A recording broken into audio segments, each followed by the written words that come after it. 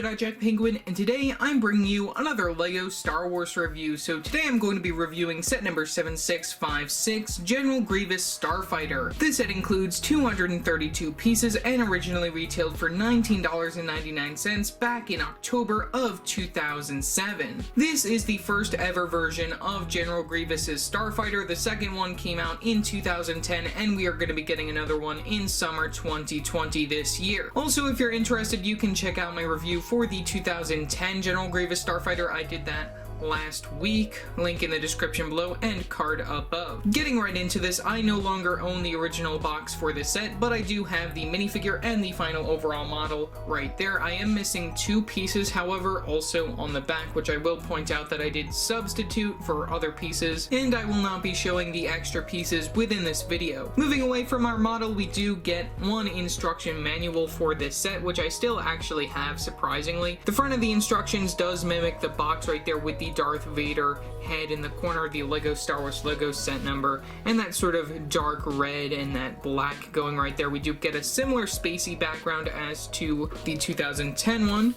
Taking a look at the very back right here, you can see that we get a very nice picture of General Grievous and his Starfighter. I do really like that they used to do this with the LEGO Star Wars sets, having these really cool pictures like this, just showing the overall set going on. You do get a LEGO service sort of advertisement going on right there. We have a quick little LEGO Club advertisement, and then the win sort of information right there, which looks sort of different than what we have nowadays, definitely. Then we have the piece count for a total of 2 pages right there that I used to find all of the parts for this set.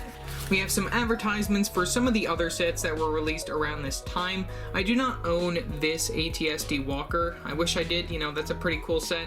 I do actually own this set, or my younger brother owned this set. I do have the parts to it within my collection, but it was glued together, so I'm probably not going to review that unless I do buy that new again. And then of course I do own this set, and I do own another duplicate copy, but the minifigures are missing from that. We have some more advertisements featuring those 2 other sets from the last page, as well as the battle packs that were available for the time, which these were the first ever battle packs, which I wish I owned these sets. These are probably some of the cooler battle packs that they ever released right here, with these Phase 2 clones right here, and then these battle droids and super battle droids. I wish I owned them. I remember seeing those in the store, but I never got them. And then we have this set right here, which did get remade recently. I don't really care for it, nothing really too special right there. We have another action shot right here featuring the battle packs for 2 pages right there. Really nice how they did this type of artwork back in the day, very nice. And then we have some play features for 1 page, leading to the final overall model for this set. So moving those instructions aside, let's take a look at our one and only minifigure. Okay, so here is our minifigure of General Grievous. This minifigure is not exclusive to the set, though this is the easiest way to get his minifigure. He also came within one of the San Diego Comic-Con 2009 collectible display sets, which also featured Count Dooku and Asajj Ventress. Other than that, this is the cheapest and easiest way to get this version of General Grievous. He also is missing the cape that he previously came in this sort of style within 2005 sets for the release of Revenge of the Sith. He does come with 5 accessories for them I will show later on, which are his lightsabers of course, but he does come with a gun inside his hand for one of his accessories. He has a similar build to a battle droid right here, using those battle droid legs in plain white, as well as the curved battle droid arms in white as well. We also do get an exclusively molded body piece for his character, which has a stud on the very back of it if you're interested in that. And then it does fit sort of like a normal minifigure right here, using the headpiece inside that sort of minifigure style, having that sort of area that you can just plop the head on like such, just like a normal minifigure, and then you can turn his hands like such. His legs do have that normal articulation like that, and then all 4 of his arms can move since they are attached like clip pieces. You can just show how that works like that, and then you can just attach the arms on like that. And there you go, that's an overall look at General Grievous. Pretty simple, nice look to the character. Definitely for the time, it was a very nice achievement of a look of his character, and I definitely really like how they have improved upon his character moving forward within the LEGO Star Wars theme. Okay, so here is the final overall model for General Grievous Starfighter. this set is definitely a lot smaller than the 2010 version, probably will be smaller than the 2020 version as well. Otherwise, the color scheme is sort of similar to that of the 2010 version, using this primarily dark gray color scheme, a little bit of black right here, as well as that tan and brown just to give it a little bit of extra color right there in the middle. Very nice. Using a lot of similar pieces as well. Here's a look at the side wings. They're a lot smaller as well. You can see we use the same sort of design for the front of it, using those cone pieces at the front. We do get some more fake guns, which these can actually move up and down, which I think is very interesting, using some different Technic functions, as well as the wings being attached with Technic functions. You can see we use some cheese loops right here for some extra decorating inside that brown color, some studs used pretty much throughout most of the model right here just to give a little bit more extra detail. You can see that.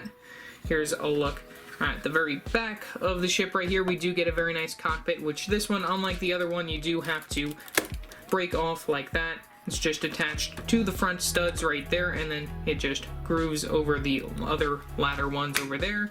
We don't get any control panels in here, which I think is a little disappointing. There really is no way to show what's going on in there. It's a pretty dark sort of area going on. We do get a slope piece, however, right there. If you are interested, you can plop your minifigure of General Grievous inside the vehicle like such. You can just toss his hands like that. Okay, so there's a look with General Grievous inside the cockpit of the vehicle. Gonna zoom in so then you can see that. You know, I like that the other one, the one that released in 2010, did have a very nice printed cockpit. This one actually looks pretty nice in general, though the minifigure, not being the updated one, it just sort of throws me off right there, and it is a little hard to get him in there and make sure that the front piece does not slide backwards, or that this doesn't actually attach to the very back area. You want to make sure that it's pressed down pretty evenly, and his head does sort of poke up a little bit, so you gotta make sure that you push him down into the area, which I don't really like that you do have to crush him in there, which isn't something that you should have to do when you have to put a character within the vehicle. But either way, here's the very back. You can see that these engine pieces were replaced using some newer cylinder styles instead of the older ones that didn't have that line going through in the middle. You can see that. We also do have that same similar design to make sure that the vehicle does stand up at the back using this. You can push that all the way down here if you want to have it go down, which it sort of does use the same similar effect going on right there, though if you do recall, the 2010 one did go all the way up, I think, compared to this one that went all the way down like that, and it is a little bulky and using a lot of just plain brick pieces. These 1x1 pieces, don't really care for them being used right there.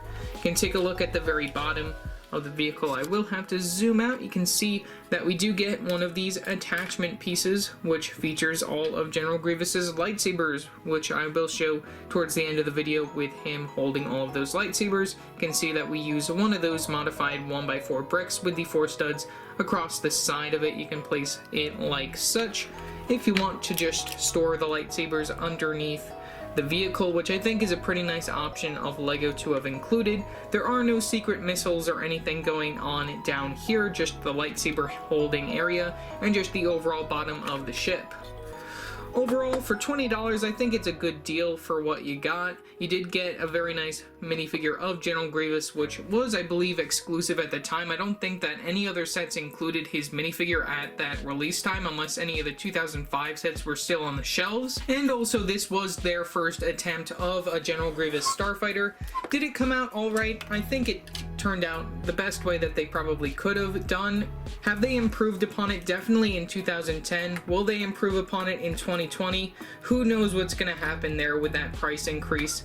But right here, the front piece, that's really the only piece that I really have to complain about, because if you do slide it down like that, which actually that is an easier way to set your minifigure in if you want to, you can have the minifigure fold up their character and place them in like that, and then all you gotta do is just slide. I think that's actually how this is supposed to work, but it's a weird and annoying play feature, and things do break off quite easily, and it doesn't snap in all the way that well.